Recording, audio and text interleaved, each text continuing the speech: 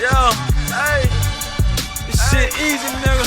Hey, all I'm talking about, nigga, I'm still out here trying to get it. Contender Regime Boxing checking back in with y'all, man. What's happening? Shawn Porter has become the number one contender and mandatory for Terence Crawford's WBO belt. What does this mean?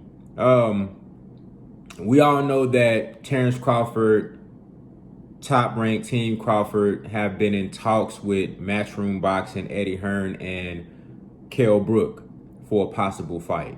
There's been rumors that came out saying that Team Crawford and Top Rank offered Kell Brook a very low 1.5 million to fight. Me personally, I didn't think it was too low, but it is on the lower end of what Kell Brook has earned in big fights.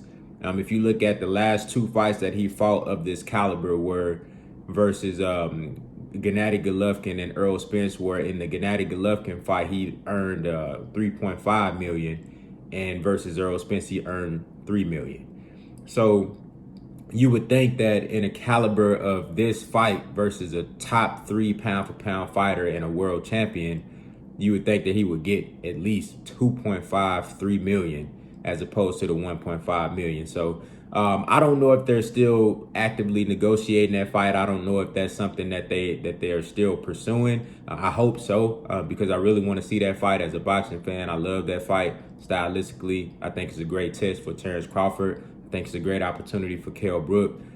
But with Shawn Porter being the mandatory now, which another fight that I really want to see, Terence Crawford versus Shawn Porter, I think that's a great fight. I think it's a big test for Terence Crawford. I think that fight will show me where Terence Crawford is amongst the other top welterweights.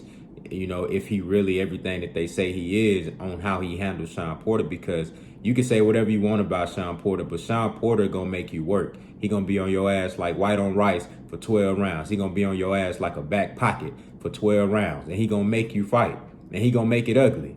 It's hard to look good against Shawn Porter. Not too many fighters look good fighting Shawn Porter, and that's why he always a tough out. He's a former two-time champion. And I mean, I just think that's a great fight, and it'll really show me where Terence Crawford is, you know, in comparison with guys like Errol Spence Jr., guys like Keith Thurman, guys like Shawn Porter, like, you know, Kell Brook and things like that. So what does this mean though? You know, I think I'm gonna say it like this: if Terence Crawford, if they can't get that Kell Brook fight done soon, I think they should just go ahead and start working on the Shawn Porter fight. I know Shawn just fought in August against Formella, another undefeated fighter. You know, up and coming guy. Like, he wasn't really like no big name, hadn't really been in there with no big competition. The fight went 12 rounds. Shawn Porter's performance was phenomenal. He didn't get no knockdown and no stoppage, but his performance, his boxing was phenomenal. He won all 12 rounds. It was a shutout. You know what I'm saying? Phenomenal performance by Shawn Porter. But I feel like if Terence Crawford can't get that Kell Brook fight done, or another big fight like Keith Thurman or something done soon, go ahead and start working on the Shawn Porter fight. Put that in motion. I'm sure Shawn can get ready and be ready to fight by December, you know, maybe even January. I know Terence Crawford and Team Crawford, they were looking at the idea of not coming back this year and fighting, you know, early next year. You know what I'm saying? When fans are back in the stands and stuff like that. So I think they should go ahead and start working on the Shawn Porter fight if they can't get a big fight within the next 2 months. Go ahead and start working on that Shawn Porter fight. I think that'll be a great fight, and I think that'll be the move, man. You know, how y'all feel about this?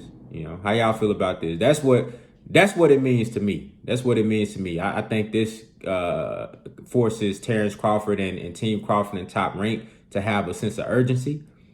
And I feel like Shawn Porter, out of everybody in the WBO rankings, Shawn Porter deserves that matchup more than any of those guys. You look at who's after Shawn Porter is Virgil Ortiz. You know, great fighter, great young prospect, but he ain't fought nobody. He ain't did nothing in the division in the sport of boxing yet. to say that you can put him over Shawn Porter for to be the #1 contender.